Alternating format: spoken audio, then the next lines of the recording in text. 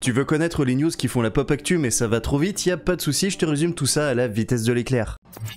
Ça y est, on a enfin une fenêtre de sortie pour la saison 2 d'Arcane, l'excellente série adaptée de League of Legends dont la première saison a remporté de nombreux prix en 2021. Et donc on aura le plaisir de retrouver Jinx en hiver 2024. Et je sais pas pour toi, mais personnellement j'ai d'ores et déjà très hâte.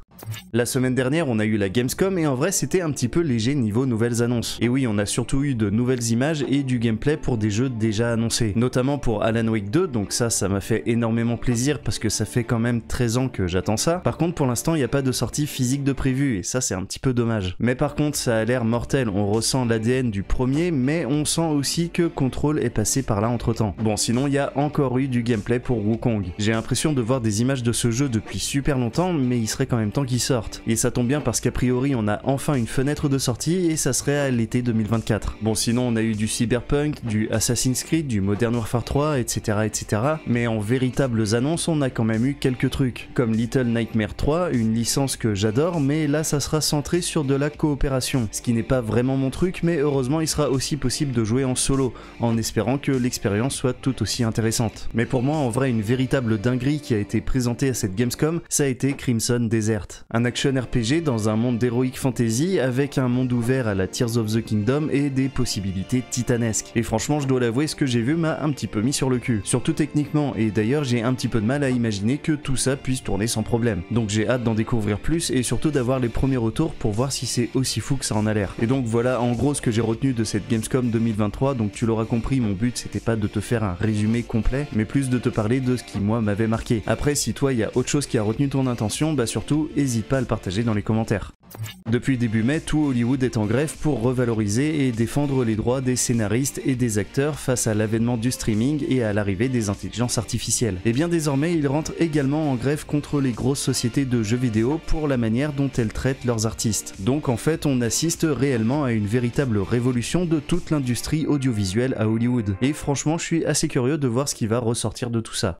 Pas besoin de te préciser qu'en ce moment, les adaptations de jeux vidéo en série ou en film, on le vend en poupe. Notamment depuis qu'ils ont appris à faire de bonnes voire de très bonnes adaptations. Et ça tombe bien parce que personnellement il y a une série de jeux que je rêve depuis longtemps de voir adaptés en série ou en film. Et il s'agit de Gears of War, donc t'imagines pas l'excitation que j'ai ressentie quand j'ai appris qu'un réalisateur que j'adore a déclaré qu'il aimerait l'adapter sur grand écran. Et ce réalisateur n'est autre que Zack Snyder. Donc il n'y a plus qu'à espérer que cette fois cette nouvelle aboutisse à quelque chose de concret. Non, parce que en vrai ça fait des années que j'entends parler d'adaptation de Gears of War sans que ça n'aboutisse jamais à rien. Tiens, et puisqu'on parle de Zack Snyder, eh bien on va retrouver la première partie de son nouveau projet, Rebel Moon, un space opéra qui a l'air assez mature et très épique, le 22 décembre sur Netflix. Et en ce qui concerne les jeux Gears of War, on a aussi quelques nouvelles puisqu'on a appris que Gears 6 était aussi en préparation et qu'a priori on devrait se diriger vers un open world, ce qui irait dans la continuité de Gears 5, mais je t'en reparlerai quand on aura plus d'informations.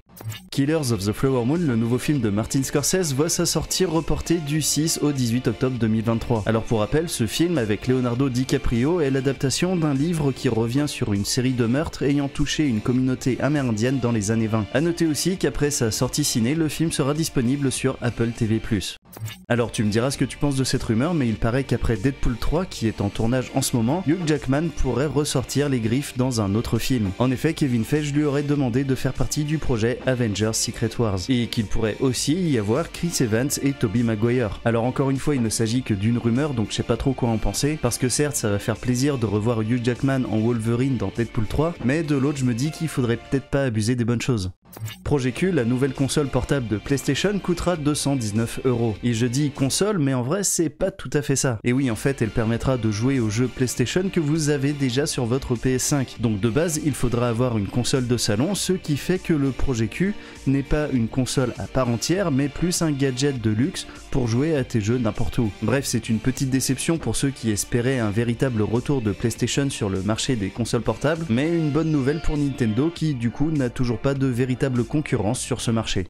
Chad Stahelski, le créateur de John Wick, ne manque pas d'ambition pour sa célèbre saga d'action. Et oui, en effet, il a déclaré qu'il adorerait que Jackie Chan et Jet Li intègrent la saga, mais que finalement il y avait énormément de personnes avec qui lui et Keanu Reeves aimeraient collaborer, de Statham à Stallone en passant même par Cillian Murphy. Alors on verra bien quelle surprise nous réserve John Wick 5, mais en tout cas ça a intérêt d'être énorme vu la conclusion magistrale qu'a été le 4. Bon, et en attendant, le réalisateur prépare une adaptation du jeu Ghost of Tsushima et le remake d'Highlander avec Henry Cavill. Ah oui, parce que tu ne le savais peut-être pas, mais Henry Cavill va être le nouveau MacLeod, et ça c'est cool.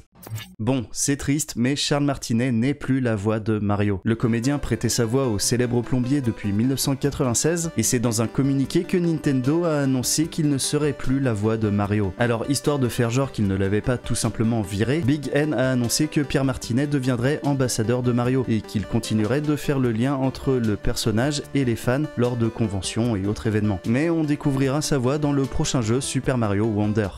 On sait qui sera la tête d'affiche du prochain film de Phil Lord et Christopher Miller, les réalisateurs de 21 Jump Street, et donc ça sera l'excellent Ryan Gosling. Pour ce qui est du film, il s'agira de l'adaptation du roman Projet Dernière Chance, qui raconte l'histoire d'un astronaute qui se réveille amnésique dans un vaisseau spatial à des millions de kilomètres de la Terre et qui découvre qu'il est le dernier espoir de sauver l'humanité. Rien que ça. Donc personnellement, je kiffe bien le synopsis, je kiffe bien l'acteur, donc j'ai hâte de voir ça. Une série dramatique Pokémon, ça paraît bizarre et pourtant c'est ce que Pokémon Company va sortir le 19 octobre au Japon. Il s'agira d'une série live-action qui se déroulera pas dans le monde fictif de Pokémon, mais qui racontera l'histoire d'une jeune femme arrivée à Tokyo dans une agence de pub et qui reçoit de la part de sa mère son vieil exemplaire de Pokémon Rouge. Bref, une curiosité que j'aimerais bien voir, mais il n'y a pas encore de sortie occidentale de prévue. Ferrari, le nouveau film de Michael Mann avec Adam Driver et Penelope Cruz, a été présenté à la Mostra de Venise. Mais nous autres pauvres mortels avons juste pu profiter d'une première bande-annonce. Et sans surprise, ce film s'annonce énorme et il sortira en fin d'année sur Prime Video. A noter que le film est d'autant plus attendu que le dernier long métrage qu'il a réalisé c'était Hacker en 2015. Tu as kiffé God of War Ragnarok et t'aimerais bien retourner en terre nordique pour casser du dieu? Eh ben j'ai une bonne nouvelle pour toi parce que le jeu pourrait bien avoir un DLC. Toutefois attention, il ne s'agit là que d'une rumeur. Mais l'information vient de Snitch qui est a priori l'un des insiders les plus fiables de l'industrie. S'il te plaît, dis-moi que je suis pas tout seul à assumer mon petit côté gros bourrin décérébré. Non, parce que j'ai adoré la première bande-annonce de The Expendables 4 qui s'annonce comme étant un gros délire débilement gore et survitaminé. Personnellement, je pense vraiment que ça va être bon délire et en plus à la bande de Statham et Stallone viennent s'ajouter Tony Jaa, Iko Uwais et Megan Fox, donc franchement ça fait plaisir. The Elder Scrolls 6 a été annoncé en 2008, du coup je pensais naïvement qu'il était en développement depuis le temps. Mais a priori pas du tout puisque Bethesda vient de déclarer qu'il était en début de développement, mais que pour l'heure leur priorité était Starfield qui sort ce 6 septembre. Donc sachant qu'il a fallu 8 ans pour développer ce dernier, bah j'espère que t'es pas pressé de poser les mains sur un nouveau Elder Scroll. Allez, sur ce, c'est ton moment, merci d'avoir regardé la vidéo, maintenant tu peux la liker, la partager et lâcher un petit commentaire, ça fait toujours plaisir. Et bien sûr, abonne-toi si c'est pas déjà fait. Allez, sur ce, je te dis à très vite et d'ici là, prends bien soin de toi.